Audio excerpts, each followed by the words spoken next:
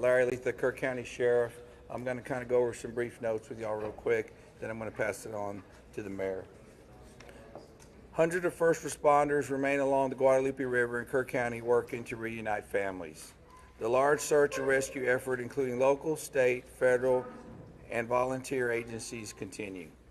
As of 8 a.m. Central Time, 87 deceased have been recovered in Kerr County, including 56 adults and 30 children. Identification is pending for 19 adults and 7 children, with 1 additional person still unidentified. At present, 5 Camp Mystic campers and 1 counselor still remain unaccounted for.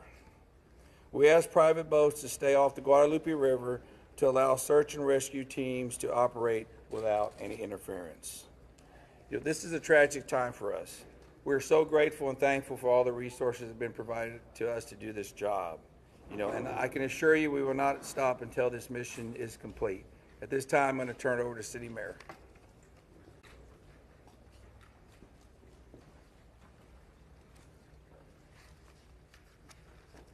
Thank you for being here. I'm Joe Herring Jr. I'm Mayor of the City of Kerrville. I want to reassure our community and those families that the city, the county, the state, and the federal experts are working together, not separately, but as one team. If you go inside the Emergency Operations Center, you don't see silos. You see one team. I want to talk briefly about in-kind donations. The outpouring of generosity has been tremendous, and we are grateful. We are working on a new system to accept donations, and when those plans are complete, we will post them online on the city's Facebook page. We are grateful. We need a new system to handle the generosity of the world. Financial donations can still go to communityfoundation.net. That's the Community Foundation of the Texas Hill Country. Again, we are grateful for the generosity of the world. Over and over, I've asked you to pray. It occurred to me that I haven't asked you for what to pray specifically. Please pray for those who mourn, for those who wait, and for those who help. Now I'd like to call on Lieutenant Colonel Ben Baker.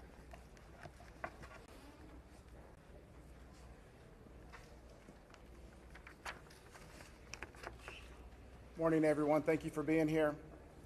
My name is Ben Baker, Lieutenant Colonel for Texas Game Wardens.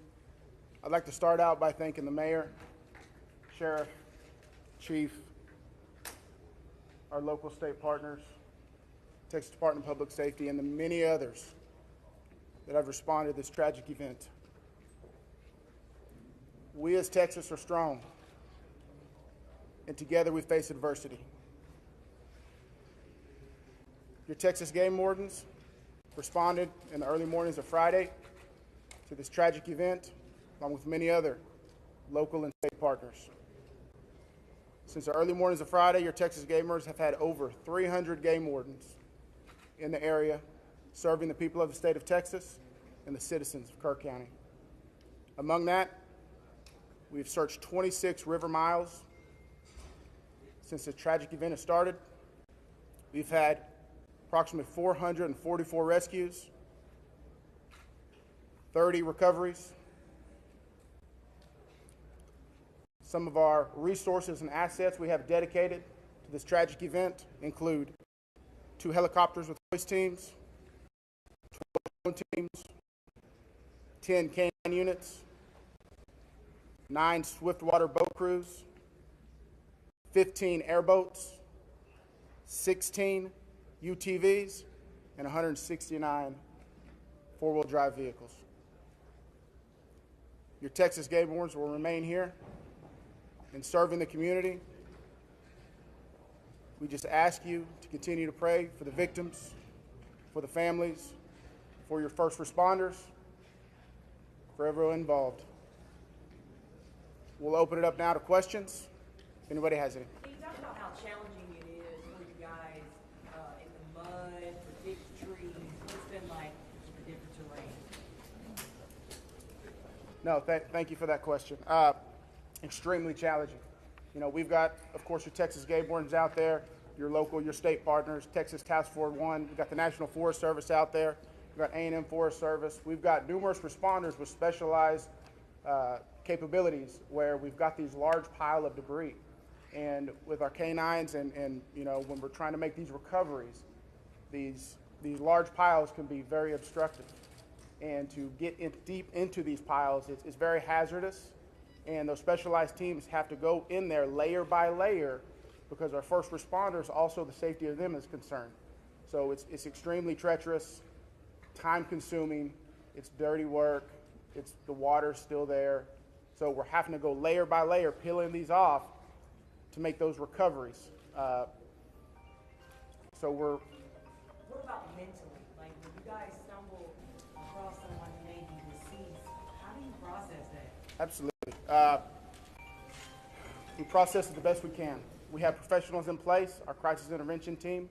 All the agencies have some members representing there, and officer wellness is a first responder wellness is a key component to these operations. So we're maintaining and monitoring our officer wellness, our first responder wellness. We're making sure they have the support. It's very tragic whenever you see human life. But to see a child and that loss of life is extremely tragic. More rain is expected to come down west of us, and eventually it's going to get down to Guadalupe River. Is that going to put a halt to the searches? And if not, how are you going to change the trajectory of the search and rescue operations? So with the water coming down, that is always a concern, and I'm sure you've been monitoring the last couple of days where we've had some reports of maybe some additional water coming in. Obviously, that's going to impact the search and recovery efforts.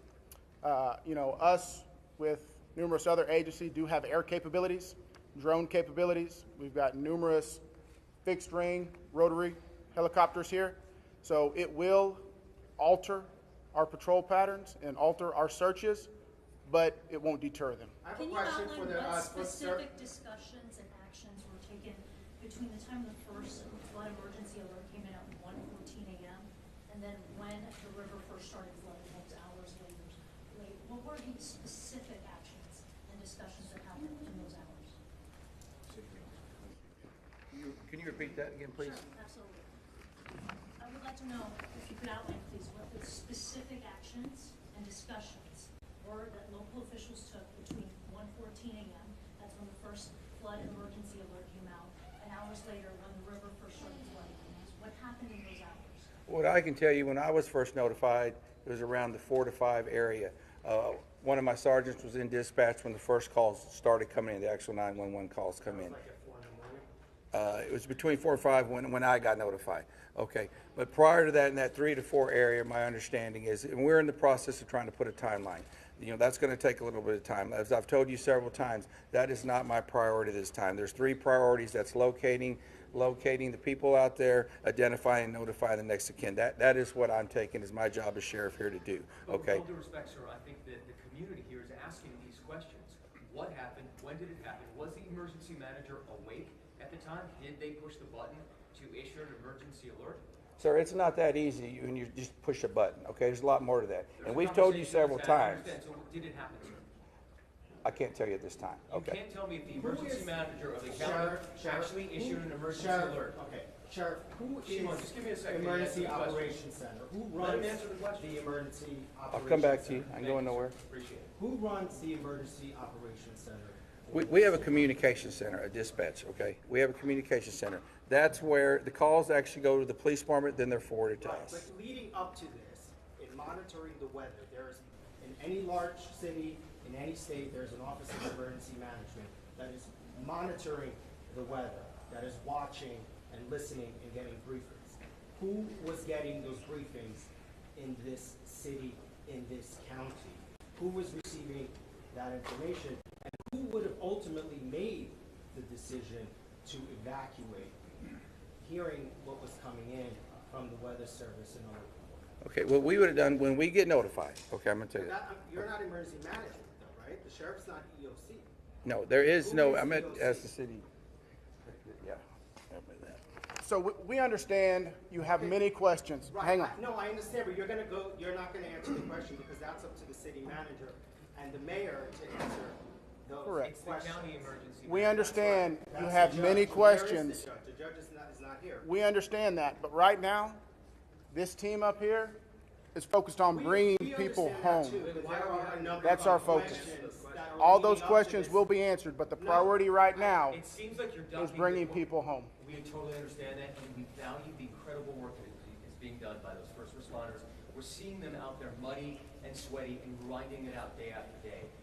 But your community is asking these questions. And we will Was we there will an get emergency answers. manager in the county Right now, awake at all the of our time? resources are Did they issue focused an You alert? should be able to to answer recovery. who was in charge of the emergency operations center at the time that was getting any briefings. Do we have another question? If any I do. briefings. I think I focus on what local people can be looking for. We're looking at some erosion in roads and safety and then traveling. What can we tell people who live here right now and what they can do in their daily life?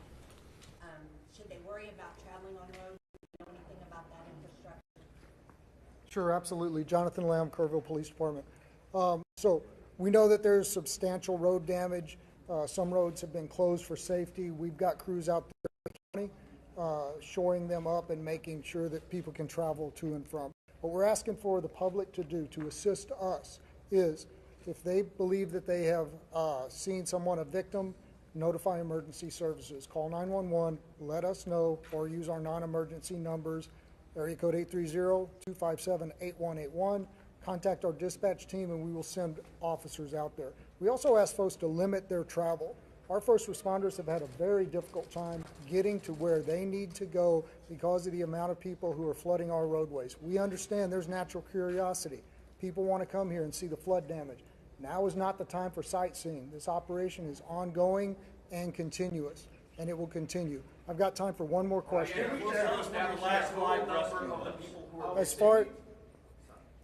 Last question. As far as I know, the last live rescue, unless there's new information, and I don't believe there is, was made on Friday. All right, I'm afraid that's going to have to do it for this morning. Can someone answer if the bodies have been released to the families, Sheriff? Excuse me. Have the bodies been released to the families? Some. I mean, they're at autopsy. I mean, How many are still missing? We have an estimate among the general population, not just the girls from Mystic, even just credible reports. Is it hundreds still? Is there any estimate among the general population of how many people are still missing? I've told y'all several times, it's hard to know that number. No, we don't. I know the numbers that we have found, and that's all I know. You still don't want to tell us who was All right, so we're going to continue our operations. The next time that we're going to be in front of y'all will be at 5 p.m. right back here. If there is a critical update, again, we'll provide that information to you through the contact list that you have provided to us. Thank y'all. We appreciate it. Lieutenant?